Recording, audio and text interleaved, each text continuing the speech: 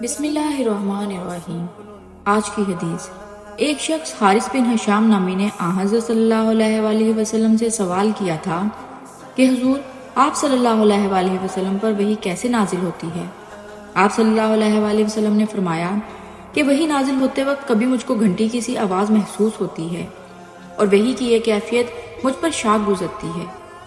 جب یہ کیفیت ختم ہوتی ہے تو میرے دل و دماغ پر اس فرشتے کے ذریعے نازل شدہ وحی محفوظ ہو جاتی ہے، اور کسی وقت ایسا ہوتا ہے کہ فرشتہ بشکل انسان میرے پاس آتا ہے اور مجھ سے کلام کرتا ہے، بس میں اس کا کہا ہوا یاد رکھ لیتا ہوں۔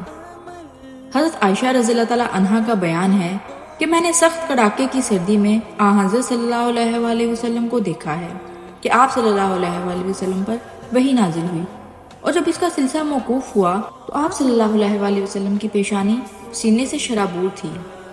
صحیح بخاری حدیث نمبر 2۔